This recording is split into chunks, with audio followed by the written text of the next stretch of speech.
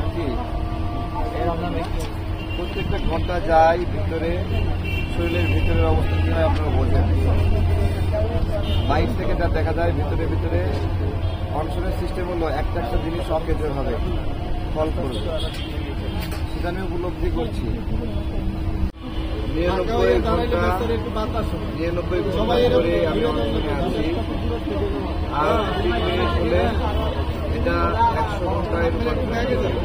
ভাই কথা বলেন না ভাই। আমার জীবনে অনেক আন্দোলন সংগ্রামে ছিলাম, ভাই কথা বলেন না ভাই।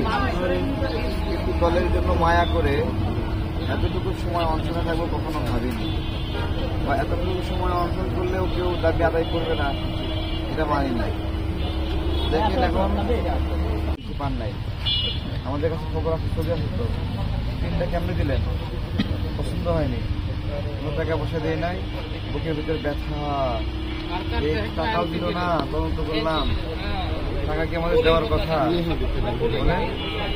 তো এরপরে চ্যালেঞ্জ করলাম, বললো আবার তদন্ত হবে, 36টি বললো, এরপরে তদন্ত আবার করলাম, 82টি উপজেলায় তদন্ত হলো, 82 উপজেলায় তদন্ত হলো।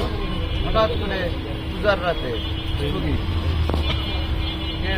স্থগিত তো বলতেছে সচিবরা তো নিজে তদন্ত করবে, নিজে তদন্ত যদি করে 82 তাকে স্থগিত করবে, আগে তাদেরকে নিবন্ধন দিতে হবে, তো ওই টিভি তদন্ত করছিল। সচিবরা বললো সারা দেশে যাবে, তারা সারা দেশে গেল। 66টা দল নিবন্ধন পেয়েছে, তার মধ্যে 66টি দল নিবন্ধন পেয়েছে, তার মধ্যে তারেক রহমান ওই রকম বড় মাপের একটা দলও না, ক্ষুদ্র একটি দল সে নিজে তৈরি করেছে। সে দলটাকে তারা নিবন্ধন দিচ্ছে না, কেন দিচ্ছে না?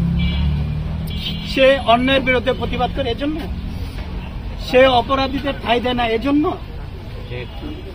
যদি সে সামনে সারি জুলাই যুদ্ধ হয়েও এই গুলি, অস্ত্র, মামলা, গুম খুম সব করেও আজকে সে এই অনশনের জন্য আজকে 98 ঘন্টা পার হয়ে যাচ্ছে, তিনি এই নির্বাচন কার্যালয়ের সামনে।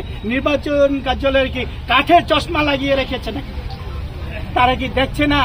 একটি পথ শিশু যদি রাস্তায় পরে না খেয়ে থাকে, তাহলে একজন হেঁটে গেলেও তাকে খাবার দেয়, না দিলেও তাকে সহানুভূতি দেখায়, কি হয়েছে বাবা আসো দেখি।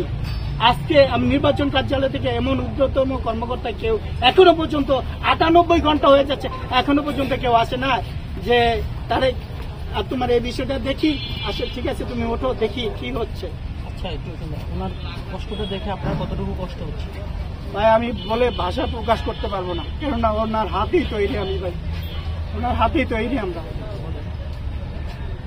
আমাদের এতটুকুই কষ্ট লাগছে আজকে যে এই যে তারেক রহমান মৃত্যুশয্যা, গতকালকে যখন দেখতে পেলাম যে ভাই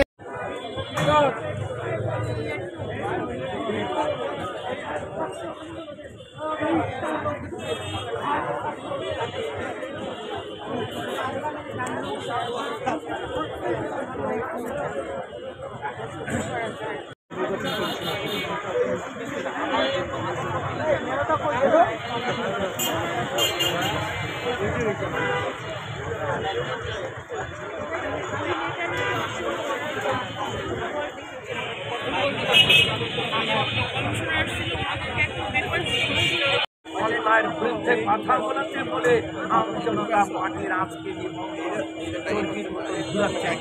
আজকে যারা এই অন্ধর মহলে বসে আছেন, তাদের আয়না দিয়ে চেহারা দেখবেন, তাদের কর্মকর্তার কথা চিন্তা করবেন।